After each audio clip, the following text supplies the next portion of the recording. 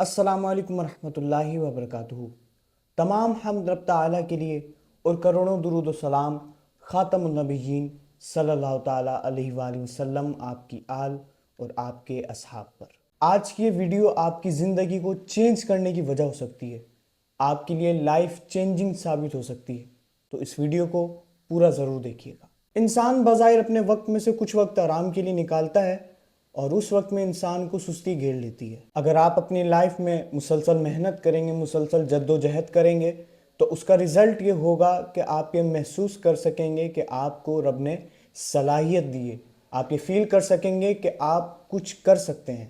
آپ کبھی انبیاء کرام علیہ السلام کی زندگیاں دیکھیں تو آپ حیران ہو جائیں گے کہ انہوں نے اتنے مختصر وقت میں کتنے کام کیے۔ آپ کبھی صحابہ کرام علیہ رضوان کی زندگیاں دیکھیں، اہل بیت کی زندگیاں دیکھیں، اولیاء کرام، بزرگان دین رحمہم اللہ کی زندگیاں پڑھیں، تو آپ کو یہ واضح طور پر دکھے گا کہ انہوں نے اتنے مختصر وقت میں، اتنے کم وقت میں اتنے بڑے کام کیے۔ اعلیٰ حضرت علیہ رحمہ نے اپنی مبارک زندگی میں 1000 کتابیں لکھی۔ امام بخاری رحمۃ اللہ تعالیٰ علیہ نے پوری دنیا گھوم کر احادیث جمع کی اور انہیں ایک جگہ اکٹھا کی، اور پھر ان احادیث میں یہ فرق کر دیا کہ صحیح کون سی ہے، متواتر کون سی ہے، حسن کون سی ہے، ضعیف کون سی ہے۔ ہم اگر اپنے بزرگان دین کی زندگیاں پڑھیں تو ہم کو یہ واضح طور پر ملے گا کہ انہوں نے اپنی زندگی میں مسلسل محنت کی اور مختصر وقت میں بڑے سے بڑے کام کیے۔ اب ذرا نبی کریم کا یہ فرمان سنیں کہ نبی کریم صلی اللہ تعالیٰ علیہ وآلہ وسلم نے یہ ارشاد فرمایا کہ جو آدمی محنت کرے اور شام کو تھک کر سو جائے، اللہ اس کے پچھلے گناہوں کو معاف فرما دیتا ہے۔ اسی حوالے سے آپ کو ایک چھوٹا سا واقعہ سناتا ہوں۔ عارف رومی رحمۃ اللہ تعالیٰ علیہ فرماتے ہیں کہ ایک ایسا شہر تھا جس میں ایک بیماری بار بار آتی تھی۔ اب اس شہر میں 3-4 ایک دوسرے کے اوپر پہاڑ تھے، اور وہ پہاڑ بڑے وسیع پہاڑ تھے۔ اب اس بیماری کا جو علاج تھا وہ ایک جڑی بوٹی تھی جو ان بڑے وسیع پہاڑوں کے اوپر تھی۔ اب بڑے حکیموں نے کہا کہ اگر وہ جڑی بوٹی مل جائے تو تمہارے شہر کے لوگ صحتیاب ہو جائیں گے۔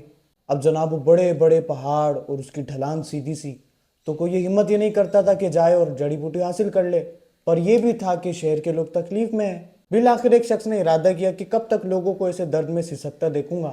اس نے ایک ہتھوڑا لیا، ایک کلہاڑا لیا اور پہاڑ کاٹنا شروع کر دیا۔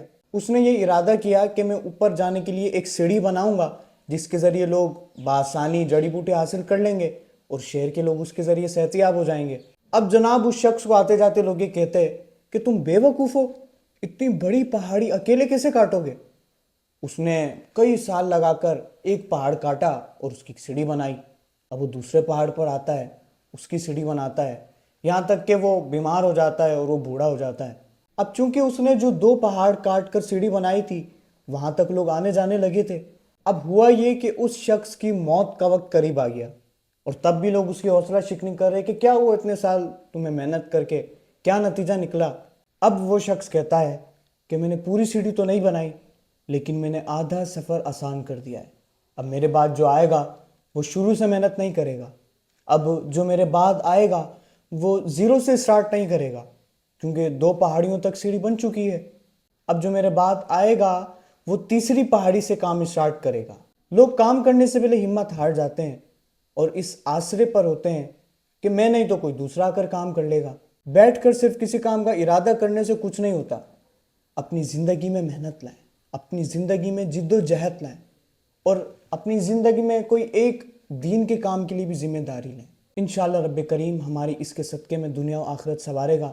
اللہ ہمیں نبی کریم صلی اللہ تعالیٰ علیہ وآلہ وسلم کے بتائے گئے رستوں پر چلائے۔ اگر ابھی تک آپ نے ہمارے اس چینل کو سبسکرائب نہیں کیا تو لازمی سبسکرائب کر لیں اور بیل آئیکن پریس کر کے آل نوٹیفیکیشن پر کلک کر لیں۔ ملتے ہیں ایک اگلے ایپیسوڈ۔